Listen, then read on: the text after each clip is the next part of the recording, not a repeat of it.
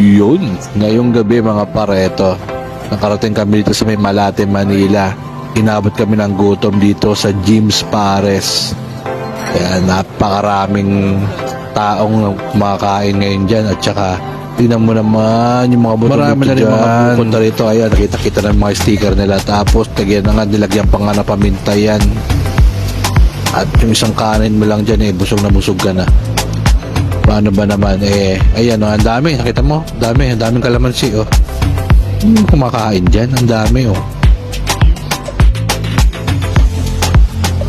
Nilagyan na nga natin ng hot sauce yan, pampaanghang, pampainit sa malamig na panahon. Ayan, tingnan mo naman yung mga laman niya, purong laman niya, walang bala. Sarap, Bernadette. Sarap. Paglito. Elsa. Sarap, Elsa.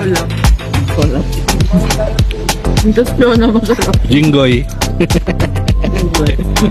Sarap. Sarap. At ayun na nga, pinagpatuloy namin ng pagkain at talagang 105 lang yan mga pre.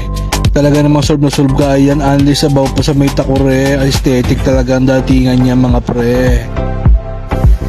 Grabe ba? Busog na busog ka dito. Kasi yung 105 mo, merong puto, merong itlog at merong soft drinks yan mga pre. At purong laman yan, walang taba, walang balat.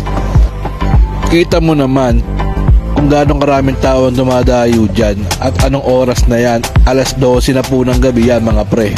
Ayan, kitingnan nyo. At meron pang dyan, sea creatures na mga makikita nyo lumulutang-lutang dyan. Jellyfish. Mamadikyan kayo. Wala may jellyfish yun. Sarap mga guti. Yan, may dupot. Meron tayo ng mataang jellyfish. Ayan, Mga galaw pa, buhay na buhay. Buhay na buhay, Laki niyan. Box jellyfish yan. Yung jellyfish, Alam mo, punsunod yan. Pag naano ka yan, 5 seconds ka lang. Tagi agad. Pay mo na lang ako dyan.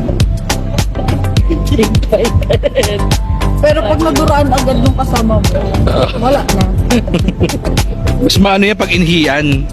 Pag inihian, Pero dapat ihin ng lasing. ihiin na lasing. Hindi pwede ihiin na normal. Dapat yung yun ay nakaiga. Yung nagbubudot. Lasing na nagbubudot. Ganda pala dito pag dagat may restaurant.